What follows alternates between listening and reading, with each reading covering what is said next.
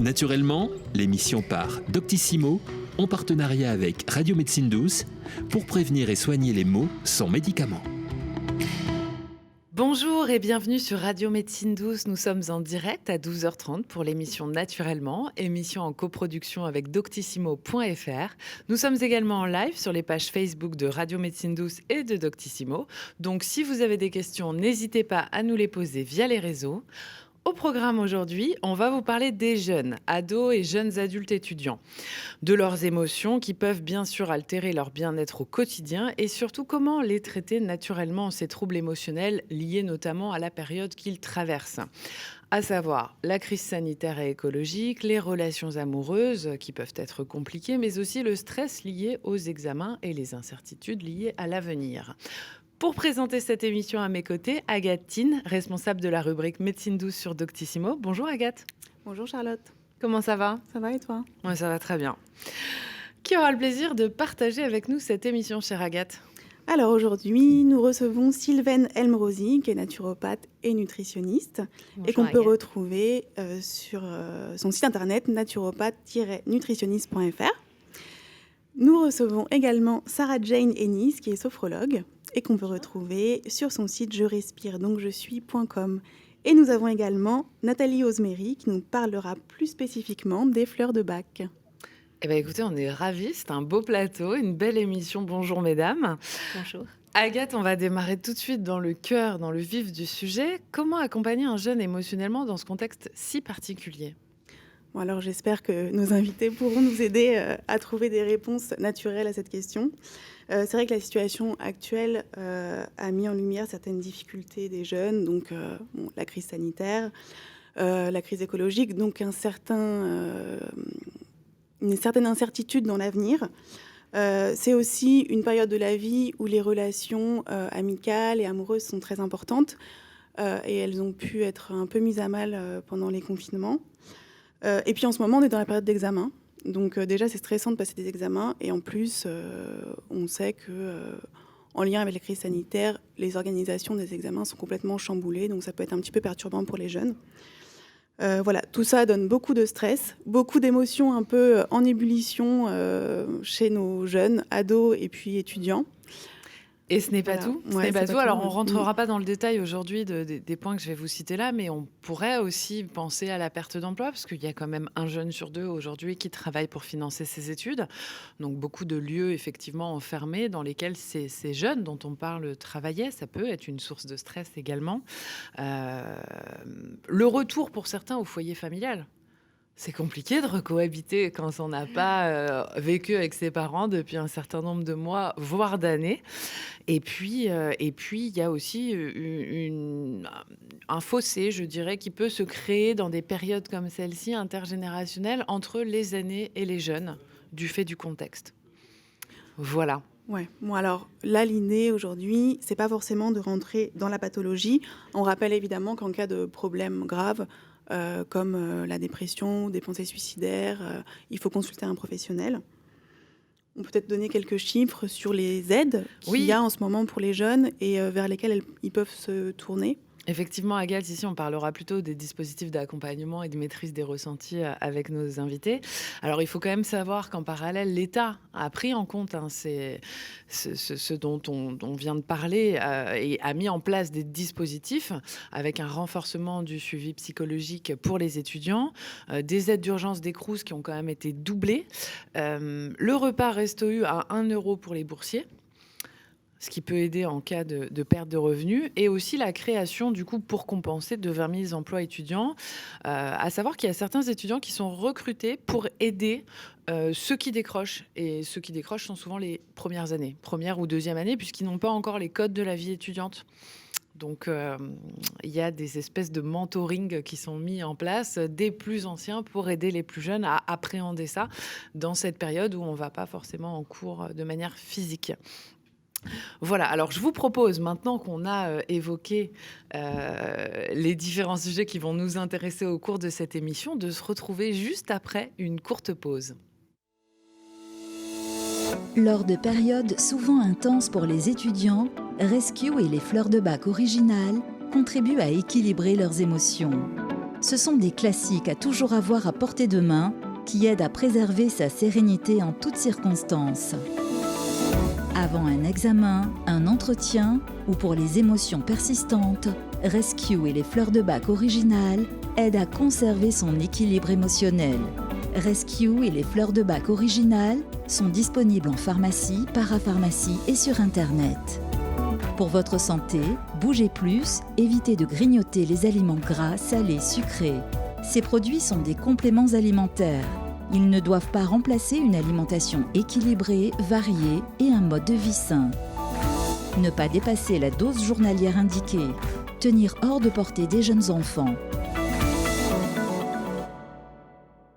Retour sur le plateau de l'émission Naturellement après ce petit spot dont on aura l'occasion de reparler un peu plus tard dans l'émission. Je vous propose d'aborder, Agathe, cette première partie, à savoir peut-être déjà déterminer quels sont les problèmes qui peuvent être rencontrés en fonction des différentes situations qu'on a abordées en amont. Peut-être commencer par la situation actuelle et les conséquences qu'elle peut avoir sur nos jeunes. Je sais que vous avez une pratique de thérapeute, donc vous devez rencontrer soit des jeunes, soit même des parents qui s'inquiètent pour les jeunes. Qu'est-ce qui ressort actuellement dans votre pratique? Qu'est-ce que vous entendez le plus souvent? Peut-être Sylvaine, pour commencer. Alors, effectivement, la période actuelle va énormément perturber le rythme de vie en ayant notamment des cours en ligne, donc avec des emplois du temps qui sont complètement bouleversés, donc des rythmes de vie et des alternances veille-sommeil qui sont déjà mises à mal en temps général parce que les ados ont toujours un mal fou à se coucher, donc ils sont toujours... en train d'être en dette en sommeil, et ça a un impact qui est très important, on le verra après, sur la gestion des émotions et du bien-être en général. Mais là, le fait de ne pas devoir se lever, d'avoir parfois des cours qui ne sont pas forcément en live, mais qui sont enregistrés, donc on peut après réécouter un petit peu quand on veut, ce qui fait qu'ils sont complètement désynchronisés. Et ce qu'il faut savoir, c'est que toute la gestion des émotions est également sous-tendue par une bonne synthèse, notamment des neurotransmetteurs, qui vont être... opéré au niveau du cerveau grâce à un rythme, ce qu'on appelle le rythme journalier, le rythme circadien, et qui va être énormément, vraiment calé sur la lumière. Donc le fait de se lever à des heures décentes pour récupérer le maximum de lumière, c'est absolument indispensable pour essayer de se recadrer, de synthétiser correctement la dopamine, la sérotonine, la mélatonine. Et donc, en fait, les problèmes de sommeil et de rythme sont vraiment extrêmement importants aujourd'hui. Vous avez parlé également de toutes les incertitudes par rapport à l'avenir, par rapport à la recherche de stage ou du premier emploi. Ça, c'est vraiment très, très, très... Enfin, c'est vrai parce que concrètement, les gens sont extrêmement angoissés à cette idée-là.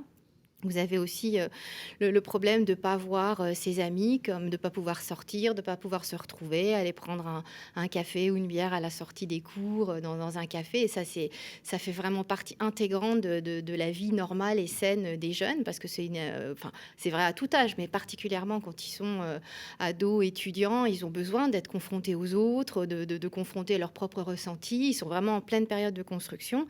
Et donc, c'est une période qui est vraiment terrible pour eux. Et je pense que effectivement, il y a des gens qui ont peur pour leur vie, mais eux, c'est vraiment la construction de leur vie future qui est extrêmement mise à mal. Donc, avec ces problèmes d'anxiété sur l'avenir, de rythme, et puis l'alimentation aussi, qui est énormément...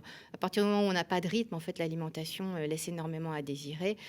Sachant que c'est déjà un point quand même. Chez les jeunes. Un problème chez les jeunes. Ouais. Okay, on reparlera des solutions que tu pourras leur proposer tout à l'heure.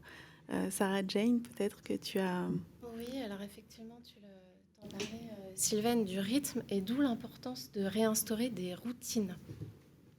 Le matin et le soir, se lever, s'habiller, vraiment se mettre en marche et en route pour la journée. Idem pour le soir, pas rester toute la journée dans son lit en pyjama en train de faire ses cours.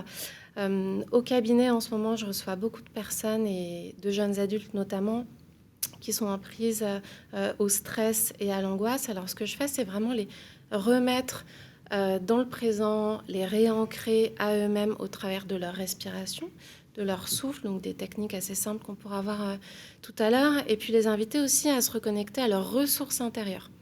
Il y a plein de choses finalement dans ce contexte un peu de confinement, de couvre-feu, etc., qu'on peut découvrir à l'intérieur de soi. Comment dans ce contexte négatif, on peut aller trouver du positif à l'intérieur et essayer de transformer le regard qu'on a sur les choses. Alors, mesdames, moi, je vais en profiter pour vous poser une question toute bête, mais qu'un certain nombre d'entre nous se posent. Vous avez donc une profession chacune. Est-ce que vous pouvez nous expliquer en quelques mots, pour ceux qui ne sauraient pas précisément ce que c'est, ce que vous faites? Alors, je vais Je commencer. vous en prie. Merci. Donc, la sophrologie, c'est une discipline psychocorporelle. On va à la fois travailler sur le corps et sur l'esprit, la finalité étant vraiment d'allier les deux. En Occident, on a tendance à penser qu'on a un corps et un esprit de chaque côté. L'idée, c'est vraiment de pouvoir aligner, assembler les deux au travers de 3 piliers, la respiration, le relâchement musculaire et puis la visualisation. Donc, lors des séances, parfois, on travaille sur ces 3 axes. Parfois, on priorise l'un selon l'objectif. La sophrologie, c'est une discipline qui a été développée dans les années 60 par un neuropsychiatre, Alfonso Caicedo, donc qui était médecin, qui s'est appuyé sur l'hypnose dans un premier lieu, qui a complété ça par de la relaxation, de la psychologie, de la philosophie. Et puis, lors d'un voyage en Orient, il a découvert la méditation, le yoga, toute la philosophie bouddhisme zen. Et donc, il a pris la quintessence de toutes ces disciplines et il a créé la sophrologie, qui est une vraie méthode à part entière, ancienne, mais à part entière aussi. J'entends souvent que c'est une boîte à outils de gestion du stress, etc. Pas que. C'est surtout une discipline qui permet de se connecter à soi, de mieux se connaître. Et en se connaissant mieux, on arrive à développer la confiance en soi, qui est aussi un énorme socle de développement personnel. Et puis après... Et qui manque souvent à nos jeunes. Et qui manque souvent à nos jeunes, pour revenir aux jeunes, absolument, surtout en ce moment. Et qui permet aussi d'aller vers les autres, d'aller vers soi, mais d'aller vers les autres, et de vivre une vie plus sereine, plus harmonieuse, tout simplement. Merci. Et Sylvaine, est-ce que tu veux nous dire quelques mots sur la naturopathie? Alors, la naturopathie est une médecine naturelle, en fait, qui vise à optimiser le fonctionnement du corps, soit pour prévenir et optimiser sa santé, soit pour gérer notamment des troubles fonctionnels. Ce qu'il faut savoir, c'est que le corps a énormément de ressources. Il y a des grands équilibres qu'il faut respecter. Et quand on n'a pas une alimentation correcte, une gestion du stress harmonieuse, un sommeil de qualité, une bonne activité physique, en fait, on va finalement déséquilibrer beaucoup de systèmes qui vont petit à petit amener soit à des troubles fonctionnels, soit plus tard à des pathologies plus importantes. Donc l'idée, c'est vraiment d'intervenir soit en prévention, soit en accompagnement de troubles fonctionnels une fois qu'on a écarté tout risque en fait de maladies graves. Quoi qu'on peut aussi dans ces cas-là être un partenaire de la médecine classique justement pour optimiser des traitements. Mais l'idée, c'est vraiment de rééquilibrer donc en optimisant tous ces grands domaines et grâce notamment aussi parfois à certains compléments alimentaires qui sont issus de la phytothérapie, donc la médecine par les plantes ou de la micronutrition, de l'homéopathie, voilà, la mycothérapie grâce aux champignons médicinaux. C'est extrêmement vaste et l'idée, c'est vraiment une approche globale et quand il y a un problème, essayer de trouver en fait ce qui dysfonctionne pour permettre de réguler, de se retrouver à un équilibre harmonieux pour se sentir bien dans tous les domaines. D'accord. Donc autant commencer... jeune, oui, à bien prendre sûr. en compte toute son hygiène de vie pour aussi miser pour plus tard. Exactement. Oui. Très bien. Est-ce que Nathalie Osmery voudrait nous expliquer ce que sont les fleurs de Bach? Oui, eh bien, voilà, Sylviane vient de l'évoquer un petit peu, et puis Sarah aussi, et puis vous deux, voilà, sur le plateau. Les fleurs de Bach, elles sont là vraiment en soutien avec la médecine. Voilà, quand c'est nécessaire, il faut vraiment aller consulter. Et les fleurs de Bach, elles sont là en soutien pour la gestion, entre guillemets, et l'équilibre émotionnel. Ça veut dire que là, on est vraiment sur l'instant T et on est sur les émotions que l'on prend maintenant. Donc là, il n'y a pas cette notion d'anticipation. Et il y a des choses qui ont été évoquées là sur le manque de confiance en soi, par exemple. Eh bien, il y a une fleur de Bach qui peut accompagner et donc soutenir la personne, et là, en l'occurrence, les étudiants, les jeunes, sur ressource, comme évoquait justement Sarah, sur cette ressource qu'on a besoin aussi d'aller rechercher en soi pour pouvoir vivre cette épreuve. Alors ça peut être de l'écrit, de l'oral ou même des révisions, hein, parce que même des fois, quand on est dans les révisions, on peut aussi manquer de confiance en soi. Donc je vais vous montrer la fleur, parce que souvent on voit les flacons. Alors les fleurs de bac, ce sont des élixirs floraux donc qui sont contenus dans ces petits flacons. Voilà, petit flacon de 20 millilitres. Et là, je vous montre donc la fleur du manque de confiance en soi. Et c'est souvent ce qui peut arriver quand on passe des épreuves de cet ordre-là. Donc, en général, on passe aussi des fois des entretiens d'embauche, ça peut être aussi le permis de conduire, donc toutes ces épreuves qui nous mettent entre guillemets à mal émotionnellement parce que souvent, la description de l'arche, c'est la personne qui va avoir tendance à se déprécier, à se dévaloriser, à se juger en fonction aussi des qualités des autres, en tout cas ce que moi, étudiant, je vais considérer être comme quelque chose que je n'ai pas, et donc les autres font mieux, je ne vais pas réussir, et donc par moment, on est presque même dans l'arche, dans je ne vais même pas faire parce que je suis pratiquement certain de l'échec. Donc accompagner évidemment un étudiant sur ce registre-là, c'est fantastique parce que je pense que sur le plateau, on est tous d'accord, on a tous eu ces périodes de vie où on a tous passé des examens. Là, on parle de sophrologie et de naturopathie. C'est pareil, pour apprendre un métier aussi, on passe des examens et en fait, la vie, on est souvent malmené émotionnellement dans ces périodes où on est vraiment acculé sur nos ressources et sur cette confiance que nous devons vraiment trouver, quoi qu'il advienne. De toute façon, ce sera vraiment dans cet état d'équilibre émotionnel où je serai certainement le plus fort émotionnellement pour vivre cette épreuve-là. Quoi qu'il puisse se passer le jour J, parce qu'évidemment, il y a des moments, il y a des impondérables. Et donc, pour le coup, émotionnellement, sur ces impondérables-là, je vais vous parler de Rescue, voilà, qui est ce petit produit-là, qui est vraiment un produit clé en main dans les moments où justement on doit faire face à l'impondérable et que émotionnellement je peux être extrêmement bouleversée, d'autant plus qu'on l'a déjà cité. Cette période est quand même très atypique pour les étudiants. Le contexte dans lequel ils ont révisé, ils ont étudié toute l'année et évidemment l'épreuve évidemment peut aussi arriver avec des impondérables. Merci Nathalie. Merci. Alors, c'est vrai que moi, je me souviens, Agathe, je ne sais pas toi, mais moi, étudiante, j'en ai pris un peu Du de rescue. Ah ouais. oui, beaucoup. Oui, alors j'imagine qu'il y a une part, il y a aussi une part psychologique à ça, dans le sens où effectivement les fleurs sont bien présentes et font leur effet, mais le fait de se sentir aussi, d'avoir ce petit rituel qu'on met en place avant chaque examen, il y a un accompagnement aussi de l'objet qui est indéniable, et moi je sais que ça m'avait fait beaucoup de bien. Ouais, et de se sentir rassuré, de savoir qu'on a son petit rescue avec soi, dans la poche. Ouais, exactement. Alors, on peut peut-être refaire un petit tour de piste parce qu'on a évoqué l'ensemble des problèmes, mais Agathe, peut-être refaire un petit tour de piste et puis interroger nos invités sur justement ces émotions liées à ces situations particulières. On parlait d'anxiété. L'anxiété, c'est un sentiment qui peut survenir. Anxiété, Sylvaine a parlé du sommeil. Effectivement, c'est important d'avoir un bon sommeil et c'est souvent pas le cas pour les étudiants d'une façon générale, pour les jeunes, mais encore moins en ce moment parce qu'on a plus de rythme et ils se permettent du coup de dormir la journée et de vivre la nuit. Et souvent les parents s'en plaignent et s'en inquiètent sans savoir comment faire pour les convaincre en fait de la nécessité d'avoir une bonne hygiène de vie, comme ce que tu pouvais nous dire tout à l'heure, Sylvaine, de bien dormir, de peut-être ressortir un peu, parce que maintenant on peut un peu ressortir, donc pour bouger un peu. Alors il y a beaucoup de jeunes qui disent quand même que sortir, ok. Mais c'est sortir pour voir les amis. Oui, mais alors là on parle de sortir pour aller faire un peu de sport, par exemple. Ouais. Remettre le corps en mouvement. Oui, aussi. voilà. Sortir de. Et peut-être qu'on pourrait faire un petit point sur les relations amicales et amoureuses, qui sont très importantes tout le temps, mais encore plus à cet âge, qui sont souvent un peu accompagnées de tempêtes émotionnelles, aussi bien avec les amis que encore plus avec les amours. Et on sait que actuellement, ça a pu être très compliqué par le fait que les rencontres ont été limitées.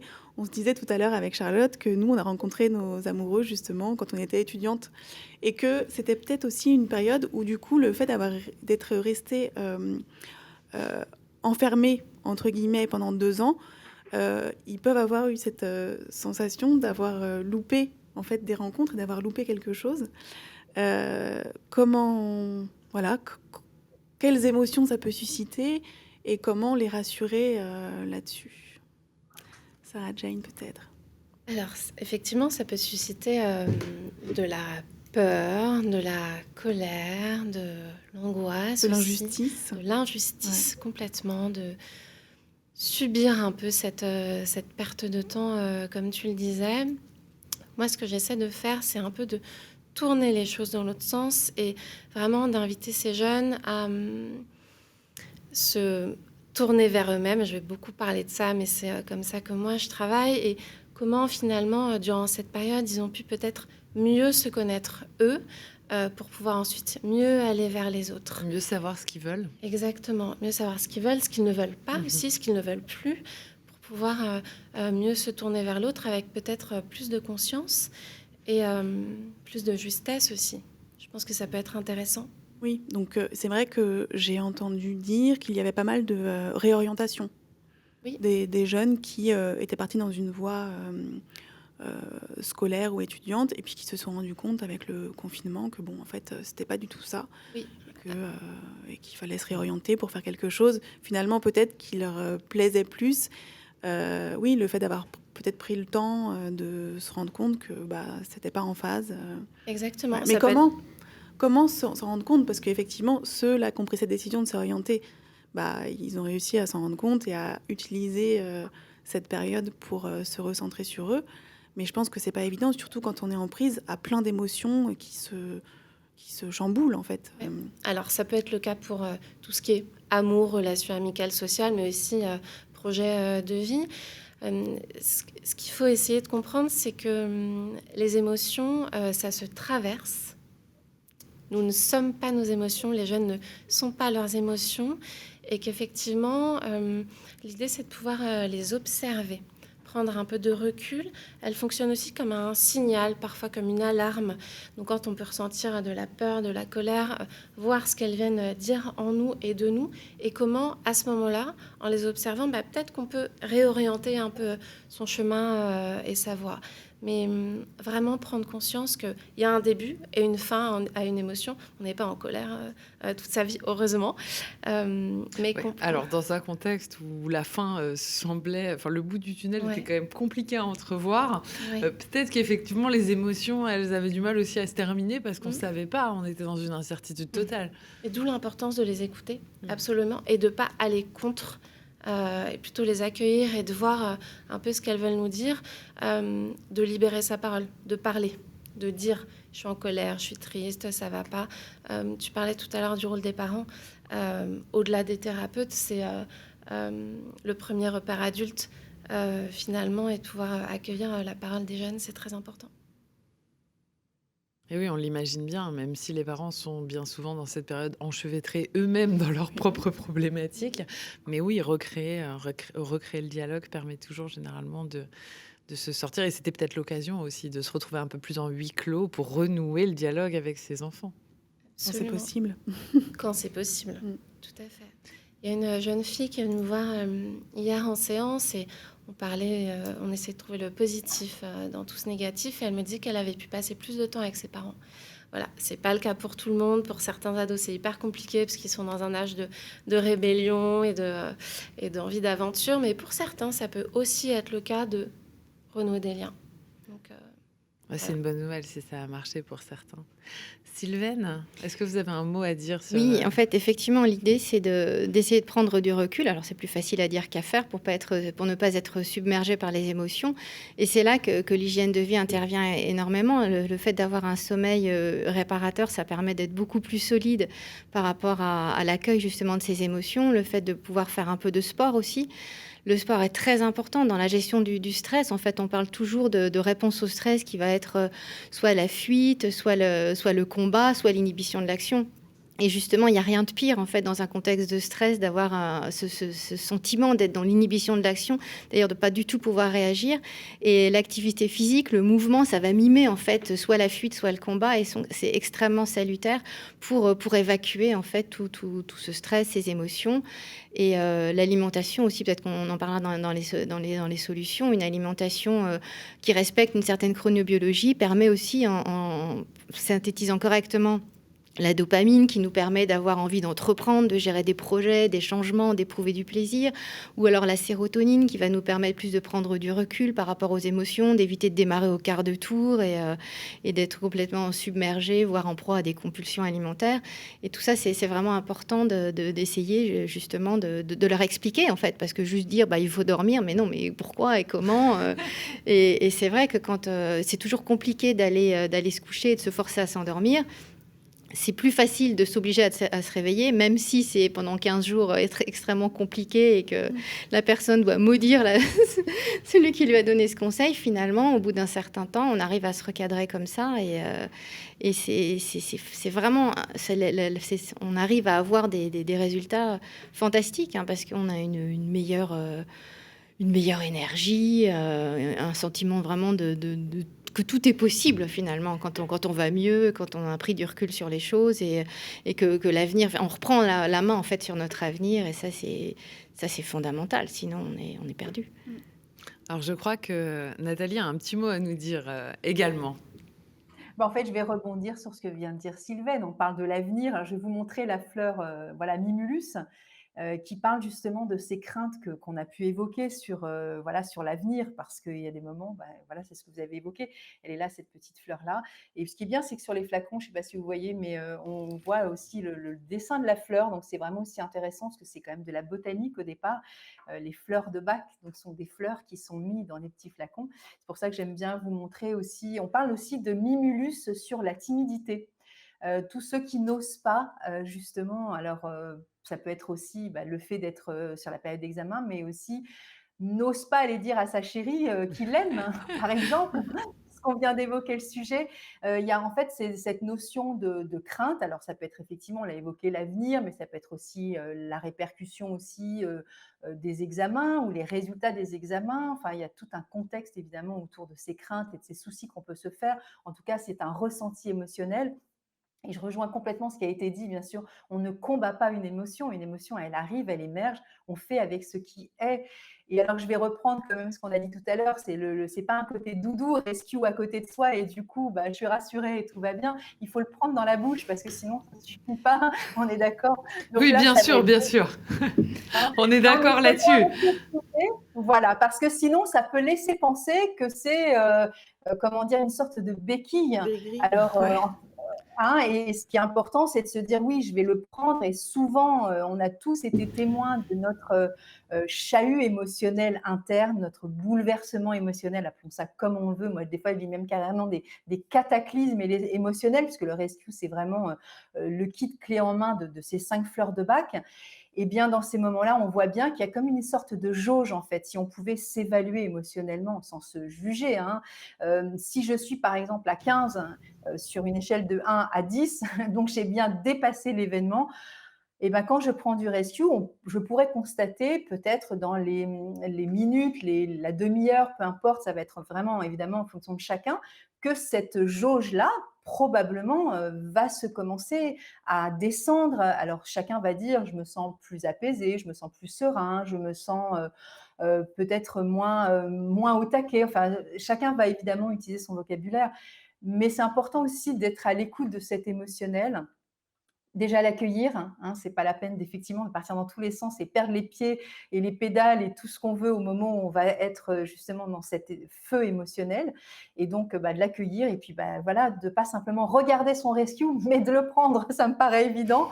Et puis on a parlé des nuits, alors des nuits tranquilles et des nuits de qualité, ça me paraît essentiel. Et des fois, il faut carrément vider sa tête parce que dans sa tête, on a toute une foultitude d'émotions, de pensées, de choses qui sont là et qui prennent trop de place. Donc souvent, quand on se glisse sous nos draps, il peut y avoir des moments où ça peut être plus compliqué que d'autres. Donc Rescue, c'est aussi celui-ci. Donc vous avez vu le petit jaune, voilà, tout jaune pour la journée, on va dire. Et la nuit, en fait, on a rajouté cette fameuse fleur qui participe à avoir des pensées sereines. Et les pensées sereines, c'est se retrouver dans un état où on va pouvoir vraiment arrêter d'être tout le temps dans cette rumination où on répète tout le temps la même chose. Alors, ça peut être le sujet qui va tomber, ça peut être la révision, ça peut être le chéri qui ne nous a pas envoyé de texto hier soir. C'est tout un tas de choses aussi qui fait qu'à un moment donné, on a voilà, la tête trop pleine. Et à un moment donné, il faut vider aussi ce trop-plein pour pouvoir se sentir aussi en état de sérénité pour accueillir justement cette nuit de tranquillité. Parce qu'évidemment, le lendemain, ça recommence la journée. Donc, c'est important aussi de prendre soin de ces nuits pour avoir des journées aussi de qualité. Eh ben, on vous remercie, Nathalie, pour cette intervention. Et loin de nous l'idée de seulement regarder le flacon, hein. Mais c'est vrai que de savoir qu'on l'a sur soi, c'est quand même aussi une petite béquille, même si on n'est pas obligé de s'en mettre un spray toutes les 10 minutes, bien sûr. Alors, je vous propose qu'on se retrouve juste après à nouveau une courte pause et qu'on puisse aborder ensemble les solutions de tous ces problèmes d'anxiété, de solitude, de tristesse, de sommeil perturbé, d'inquiétude face à l'avenir, etc., dont on a parlé dans notre première partie. À tout de suite. Face aux inquiétudes lors de périodes intenses, trouver le sommeil peut s'avérer compliqué quand les émotions s'en mêlent. Rescue, un mélange de fleurs de bac originales, peut aider les étudiants à retrouver la sérénité de jour comme de nuit. Pour passer de bonnes nuits, avant un examen, un oral, Rescue Nuit contribue à lâcher prise et à se réveiller en pleine forme pour attaquer la journée du bon pied. Rescue et Rescue Nuit sont disponibles en pharmacie, parapharmacie et sur Internet.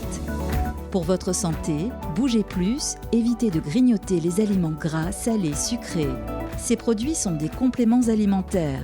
Ils ne doivent pas remplacer une alimentation équilibrée, variée et un mode de vie sain. Ne pas dépasser la dose journalière indiquée. Tenir hors de portée des jeunes enfants. Alors, retour pour cette seconde partie de l'émission de Naturellement. On l'aura bien compris, je crois, le flacon de fleurs de bac, on ne le garde pas que dans la poche. Et je vous propose, au-delà des fleurs de bac, de parler de manière plus générale des solutions qui nous sont proposées pour lutter contre ces émotions, Agathe, dont on a parlé en première partie.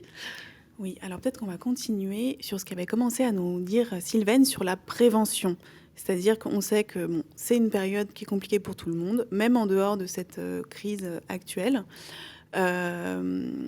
Comment faire pour accompagner un jeune pour que cette tranche de vie, en fait, se passe le plus facilement possible pour lui. On sait que souvent, en termes d'hygiène de vie, c'est quand même la période où c'est un peu n'importe quoi. On mange n'importe quoi, on dort n'importe comment. On fait pas forcément de sport, ou même des fois on en fait un peu trop. Comment faire pour aider un jeune à mettre en place des habitudes dès maintenant pour qu'il soit bien maintenant et plus tard? Alors, on a effectivement parlé du sommeil. Est-ce que tu veux que je détaille plutôt les aides qui vont au niveau phytothérapie, voilà, on est sur les micronutrition? solutions. D'accord.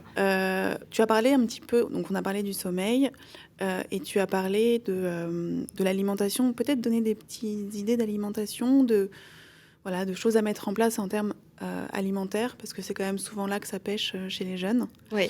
Et d'ailleurs, commencer dès le petit déjeuner. L'idée, en fait, du petit déjeuner, pain, beurre, confiture, jus d'orange, en fait, c'est une catastrophe absolue. C'est-à-dire qu'on se fait un shoot de sucre. C'est tellement bon aussi. Ouais. Mais oui, mais en fait, on se fait un shoot de sucre dès le matin. Finalement, on risque juste d'avoir une hypoglycémie réactionnelle 2 heures après. L'idéal, c'est vraiment d'apporter des protéines. Soit un œuf à la coque, une petite chiffonnade de jambon, un petit peu de fromage, des oléagineux, des noix, des noisettes, des amandes. Pourquoi pas une petite purée de fruits ou un fruit si on a envie quand même d'une petite touche un peu sucrée, bien s'hydrater. Et pourquoi tout ça? En fait, ça permet de booster la dopamine. La dopamine dont on parlait tout à l'heure, qui est vraiment le neurotransmetteur c'est le starter, c'est ce qui va nous permettre d'avoir envie de gérer des projets, des changements, de vivre en fait pleinement sa journée. Ensuite, l'idée, c'est d'essayer... Et du coup, on tient vraiment toute la matinée. Et avant un examen, par exemple, c'est quand même bien d'avoir la pêche et pas d'avoir de baisse de régime dans la matinée. Après, l'idéal, c'est quand même d'essayer d'introduire un petit peu de végétaux dans l'alimentation et pas que de la viande, des hamburgers, des choses comme ça.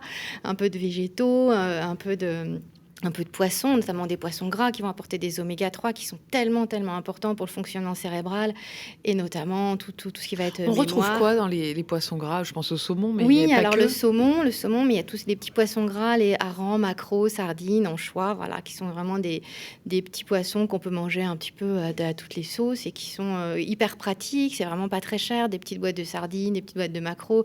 C'est facile. Parfait pour les facile. budgets Voilà, étudiants. mais bien sûr, et puis on peut les accommoder. Si on n'aime pas les manger tels quels, on peut faire des petits tartares, les écraser, faire des petits toasts. Voilà, donc ça peut être vraiment intéressant. Pas oublier de bien boire de l'eau, éviter aussi d'avoir des apports en soda, en sucre, tout trop important, parce que ça, finalement, ça a un impact qui est extrêmement négatif sur la façon dont on va se comporter. Ça va énerver énormément. On est beaucoup moins zen, en fait, quand on est gavé de sucre, parce qu'on passe son temps à avoir des hyperglycémies et le cerveau déteste ça.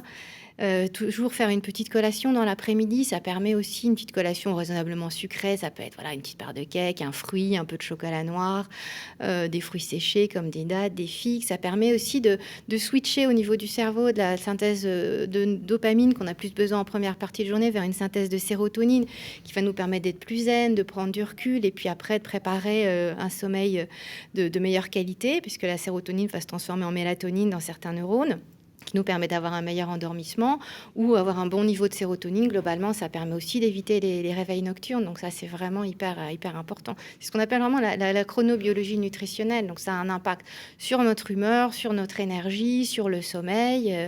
Et puis après, effectivement, de toute façon, l'activité physique, c'est absolument indispensable. On n'est pas fait pour ne pas bouger. Tout notre programme génétique est fait pour qu'on ait une activité physique. Et paradoxalement, plus on est fatigué, plus il faut faire du sport. Parce qu'en fait, ça permet vraiment d'optimiser, de gérer, d'évacuer le stress, de préparer un bon sommeil. Et c'est un cercle vertueux qu'on met en place. Et par rapport au repas, on sait que les jeunes ont tendance à prendre les repas souvent à l'extérieur. Oui. Qu'est-ce que tu pourrais leur conseiller pour... qu'ils aient quand même un repas équilibré. Donc, par rapport à ce qui est proposé, je ne sais pas, dans les boulangeries, même au Crous, où souvent ce sont des buffets, qu'est-ce que tu leur conseillerais pour que... de ne pas prendre les frites. Ça me rappelle ma vie étudiante. Moi-même, j'allais manger au Crous. Et c'est vrai qu'on avait le choix entre, je ne sais pas, peut-être une dizaine de plats à base de légumes. Et en fait, on choisissait tous le burger frites. Bien sûr. Bon, alors le burger frites, on a le droit de le prendre quand même de temps en temps, bien sûr. Mais essayer dans ce qui est proposé, de peut-être des crudités qui sont parfois un peu plus faciles à prendre que des légumes cuits qui sont pas toujours terribles, surtout le midi dans les collectivités. C'est le moins qu'on puisse dire. Mais oui, voilà, c'est ça, c'est le gros problème parce qu'en fait, bien cuisiner, ça peut vraiment être délicieux et savoureux. Mais voilà, garder quand même toujours une part de protéines, de viande, de poisson, ça c'est important de toute façon, un peu de féculents parce que sinon ils vont pas du tout avoir l'impression de manger. Mais garder quand même une petite part pour un peu de crudité, un peu de légumes, voire prendre un fruit qu'on mangera peut-être un peu plus tard, même si on prend un petit dessert, éviter quand même d'avoir trop des pâtisseries, des choses comme ça. En fait, éviter le sucre parce qu'en fait, le sucre appelle le sucre et ça induit des coups de barre terribles et contrairement à ce qu'on croit, c'est pas du tout ce qui va nous donner de l'énergie. Donc, essayez vraiment d'apporter des végétaux qui vont aider aussi avec des vitamines, des minéraux. Pour rebondir là-dessus, quand on est en période d'examen, on a tendance à se prendre sa petite barre de chocolat pour justement se redonner un peu d'énergie sur les 4 heures de l'examen. Si c'est pas bon, ça, qu'est-ce qu'on ramène à la place? Alors, ça peut être du chocolat noir. Déjà, éviter du chocolat au lait qui va être bourré de sucre. Ou alors, vous savez, des energy balls qui sont faites à base notamment de fruits secs, de figues, de dattes. Alors, c'est sucré, c'est sûr, mais ça apporte tellement d'autres choses. En fait, le problème, c'est pas forcément le sucre en soi, c'est quand le sucre n'apporte que du sucre. Là, il va apporter aussi des fibres, des vitamines, des minéraux. Et puis c'est sûr, sur une épreuve de 4 heures, si on prend un petit coup de boost au bout de 2 heures, c'est pas mal aussi, hein, sachant que si on a bien pris tout ce qu'il fallait avant, ça permet aussi de faire une petite pause. Et puis, c'est un petit moment plaisir qui nous permet de recharger les batteries et de recommencer. Et boire aussi, bien boire aussi, hein. La déshydratation, c'est aussi la première cause de fatigue, hein. Donc ça, c'est important d'avoir une bonne gourde. Pas de boisson sucrée, en fait, vraiment de l'eau. De l'eau. Juste de l'eau. Ouais, Donc vous ça- préconisez quand même, je rebondis aussi sur ce qui s'est dit au début, vous préconisez le petit-déj. Oui, alors ça peut aussi ne pas être un dogme, hein, parce qu'il y a des enfants, des étudiants et puis même des adultes qui ne peuvent pas manger parce que soit ils ont dîné trop tard, donc en fait ils n'ont pas complètement terminé toute la digestion, et ils sont un peu nauséeux le matin, ça c'est toujours un petit problème de foie, il faut regarder un petit peu de ce côté-là, où ils n'ont pas le temps, où c'est vraiment compliqué. Alors après c'est pas grave, je veux dire, si tout le reste a été bien organisé, on peut être en fait dans ce qu'on appelle le jeûne intermittent finalement, et on peut très très bien tenir en ayant sur le reste de la journée des repas de qualité, et on peut très bien tenir, et c'est pas grave. En tout cas, il vaut mieux jeûner tout en étant bien, en s'hydratant bien toute la matinée, et en ayant peut-être soit un fruit, soit une petite energy ball, des choses comme ça en fin de matinée pour tenir, que prendre un petit déjeuner sucré finalement qui va nous donner un coup de barre dans la matinée qui sera pas du tout. Voilà. Mais ça peut pas être un dogme, le petit déjeuner, parce qu'il y a des gens qui ont vraiment beaucoup de difficultés. Et du coup, ça sert à rien de leur dire, mais si, il faut prendre un petit déjeuner. S'ils peuvent pas, ils peuvent pas. Voilà. Eh bien, c'est parfait, je crois qu'on a compris. En gros, on le fait un peu en fonction de soi, comme on le ressent. Ouais, il faut adapter. Hein, Il faut vraiment adapter. On est tous J'avais différents. une question d'un auditeur qui nous disait: je fais un jeûne intermittent et je fais beaucoup de sport et je me sens très bien. Mais voilà. Voilà. Et voilà, ça dépend vraiment ce qu'il va manger sur le reste du temps. Jeûne intermittent, souvent, on va pas manger pendant une période de 16 heures, on va manger sur 8 heures, mais on peut parfaitement apporter tout ce dont le corps a besoin, et on n'a pas besoin de manger tout le temps. C'est extrêmement bénéfique pour le corps, hein, pour la détoxification, le renouvellement, le nettoyage au niveau cellulaire. Mais il faut apporter ce qu'il faut le reste du temps et bien s'hydrater pendant ce jeûne. Ouais. Merci Sylvaine. Sarah Jane? Ouais, mais du coup, la transition avec ce que tu disais, c'est aussi le fait de s'écouter, de manger selon ses besoins, ses envies, et au même titre qu'on peut décider de ce qu'on mange, au même titre qu'on peut avoir des fleurs de bac dans son sac à main ou dans sa poche, ce qu'on a toujours avec soi, c'est sa respiration. Et se connecter à sa respiration dès le plus jeune âge. Moi, je travaille avec les petits-enfants des 4 ans, mais quand on est ado, on est occupé par 1000 choses, et faire des pauses, revenir à soi, revenir à son souffle, c'est quand même quelque chose qui est essentiel aussi, notamment en période d'examen. Ça favorise évidemment le retour au calme, mais aussi la concentration et l'harmonie globale intérieure, respiration, battement du cœur, système nerveux à travers la cohérence cardiaque, par exemple. On en parlait tout à l'heure avec Sylvaine. Ça, c'est des outils qui sont facilement applicables discrètement à tout moment de la journée. C'est merveilleux. Je crois que on va avoir l'honneur sur ce plateau en fin d'émission. Sarah Jane, tu vas nous faire un petit exercice pratique pour nos auditeurs, histoire qu'on sache un peu de quoi on parle, pardon. Nathalie, après nous avoir présenté les différentes fleurs, les différents produits, est-ce que éventuellement j'ai un kit parfait de l'étudiant que je peux emporter partout? Déjà, on a le rescue, hein, c'est ce que j'ai montré tout à l'heure avec le rescue nuit, pourquoi pas, hein, ça peut être aussi accompagner les journées et les nuits. Alors le kit parfait, ça va être en fonction de chacun, parce on a parlé des fleurs. J'ai envie de vous proposer de la crème, hein, parce que ça peut être aussi un accompagnement qui est sur la peau. Donc vous ne savez peut-être pas, mais rescue, ça existe sous forme de crème. Et là, je vais pouvoir m'appliquer une petite noisette de crème, peut-être sur les tempes, sur les poignets, ou sur le plexus solaire, sur les points d'acupression qui pourraient être en harmonie émotionnelle, on va dire, pour justement retrouver cette sérénité émotionnelle. Et sinon, je voulais parler aussi des fleurs, parce qu'on a évoqué les parents tout à l'heure. Et il y a beaucoup de parents qui s'inquiètent beaucoup pour leurs enfants qui sont aussi souvent des jeunes adultes ou des adolescents. Et je voulais parler de la fleur Red Chestnut pour ceux qui ne le savent pas. C'est vraiment la fleur qui va accompagner les parents qui se font beaucoup, beaucoup de soucis pour eux. Donc, je trouve que c'est important quand on parle des étudiants, voilà, il y a toujours un contexte aussi familial. Donc, peut-être que ce serait aussi intéressant, puisqu'on parlait aussi de cette relation entre les adultes et les étudiants, justement parce que cette pression émotionnelle de la part du parent, des fois, c'est compliqué déjà pour eux, pour les vivre. Donc, si en plus, il y a cette pression émotionnelle du parent qui s'inquiète, ça ne fait pas un cercle vertueux, pour reprendre l'expression de tout à l'heure. Et le but, bien sûr, c'est d'être dans cet état aussi de sérénité sur ce que mon enfant, mon ado, mon jeune adulte va commencer à vivre aussi avec sa période d'examen. Et donc ça me paraît essentiel. Et puis, je voulais aussi vous parler de Hornbeam, qui est la fleur j'ai vraiment l'impression et la sensation d'avoir la flemme et de ne pas avoir envie de m'y mettre. Donc, on parlait aussi La tout à l'heure, procrastination.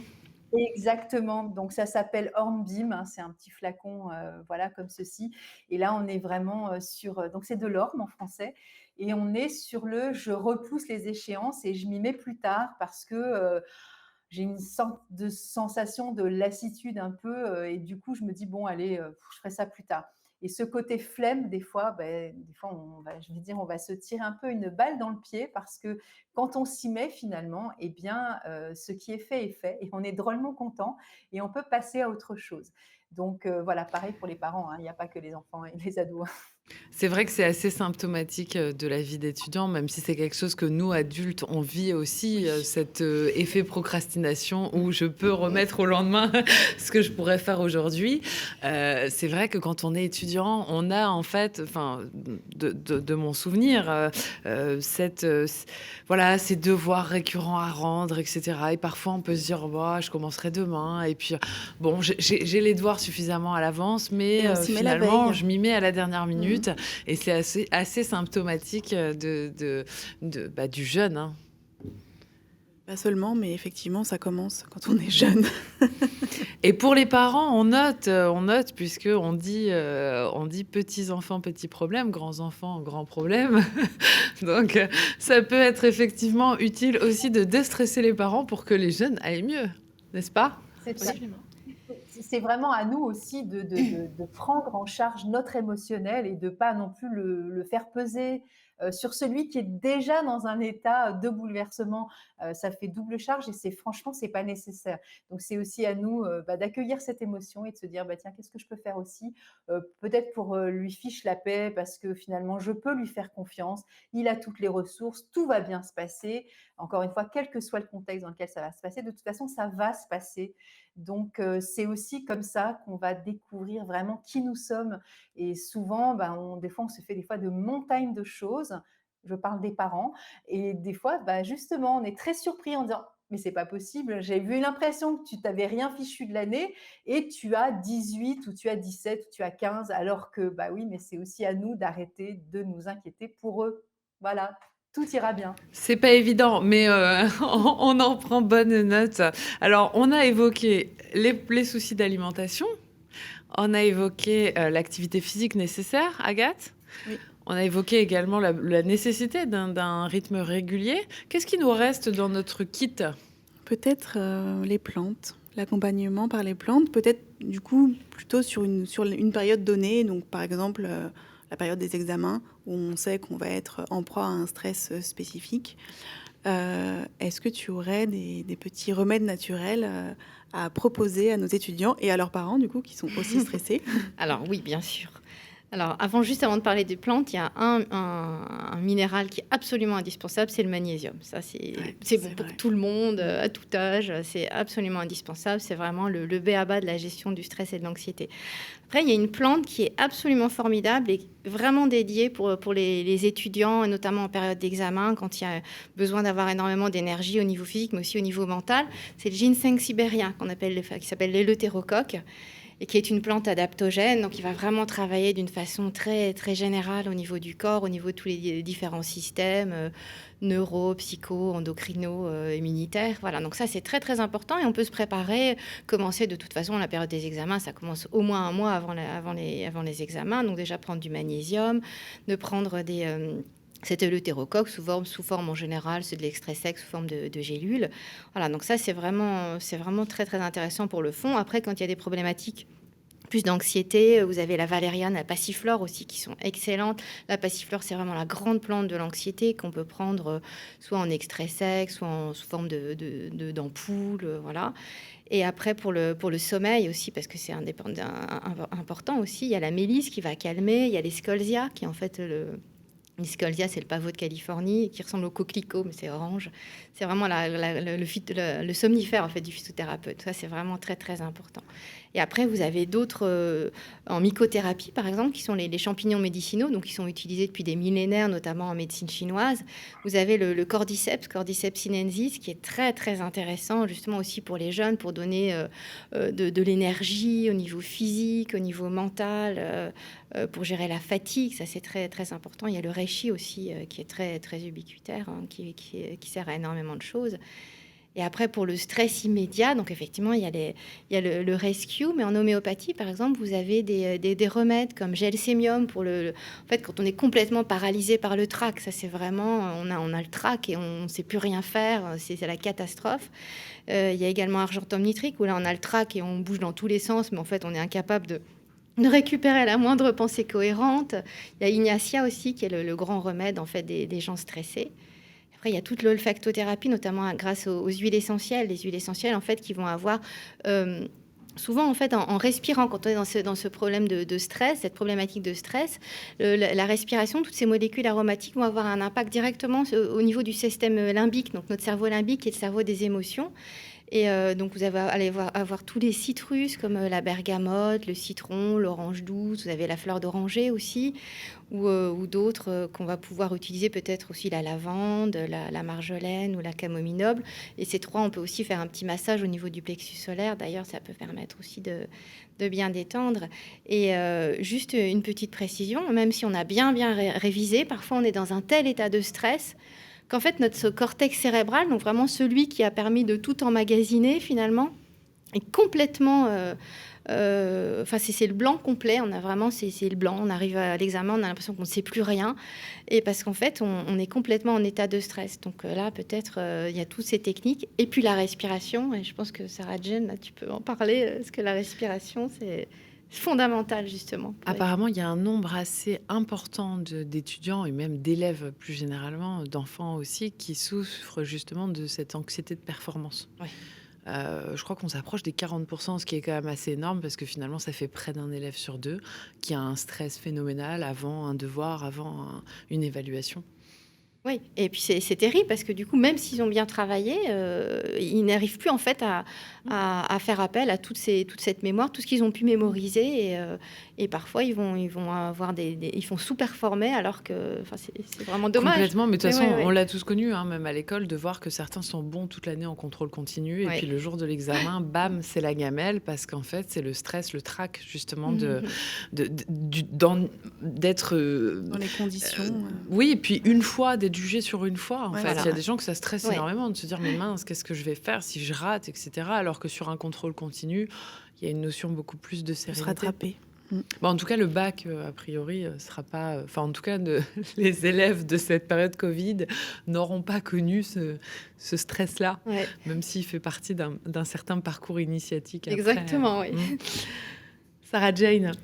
Oui, alors c'est vrai que bien respirer, ça permet d'envoyer un message au cerveau qu'on sait faire, que c'est OK. On peut retrouver son calme, on peut retrouver ses moyens, on peut retrouver tout ce qu'on a révisé, tout ce qu'on a appris et se reconcentrer sur l'examen ou peu importe ce qu'on a à faire. La respiration, c'est automatique, on respire tous les jours, même sans s'en rendre compte. Et parfois, il y a des personnes qui viennent me voir en me disant « je ne sais pas respirer ». Alors, on sait tous respirer. L'idée, c'est de réapprendre à respirer convenablement pour arriver à se faire du bien, à se détendre ou à se concentrer ou à se rebooster selon les besoins. plus on va faire des exercices de respiration, plus on va s'entraîner quand tout va bien, dans une situation un peu classique en journée, plus le moment venu, on aura besoin de mettre cet exercice en pratique, ce sera facile.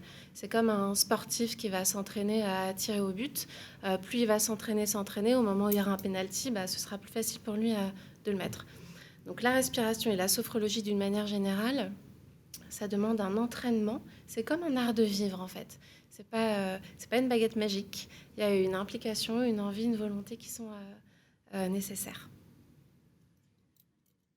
Est-ce que tu pourrais, du coup, tu nous avais proposé de proposer à nos auditeurs et même à nous, du coup, on va en profiter, de faire un petit exercice.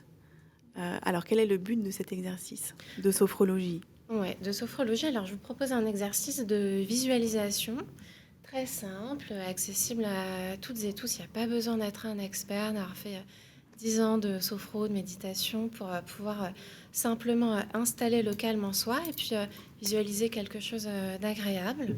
D'accord. Donc, je vais vous inviter à vous asseoir confortablement. Trouvez une posture agréable. Le dos relâché contre le dossier de votre chaise, de votre canapé. On va essayer de faire cet exercice de manière assise ou assis. Les mains déposées sur les cuisses, les pieds à plat sur le sol et vous allez pouvoir fermer les yeux. Fermer les yeux, ça permet de s'isoler du monde extérieur et puis petit à petit de commencer à se centrer sur son intériorité. De commencer à écouter simplement sa respiration. Prendre conscience de l'air qui rentre à chaque inspire, qui va ressortir à chaque expire. Je vous invite à inspirer par le nez, à expirer par la bouche. Et puis plus vous allez observer votre respiration, plus elle va se poser, plus l'expire va s'allonger. Inspire par le nez, expire par la bouche à votre rythme, tranquillement. Et puis vous allez pouvoir commencer à laisser votre front se détendre, vos sourcils, l'espace entre vos sourcils. Sentir vos paupières peut-être un petit peu plus lourdes. Laissez votre visage glisser dans la détente, dans le relâchement, bien desserrer les mâchoires. Relâchez votre tête tout entière, votre gorge, votre cou. Libérez votre nuque. Vos épaules peut-être plus lourdes, un peu plus basses, comme si elles étaient attirées vers le sol.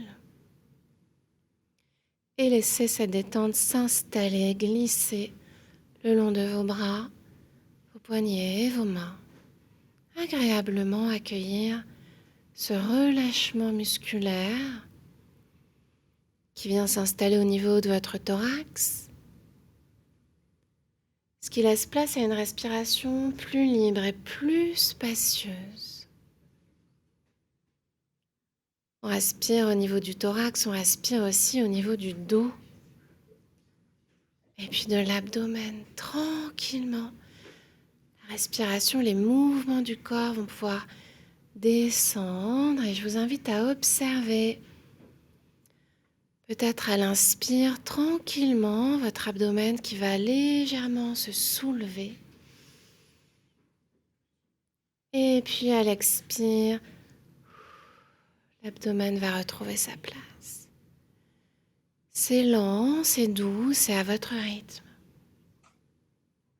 Chacune, chacun, où que vous soyez, vous vivez cette expérience de connexion à vous-même, de connexion à votre respiration.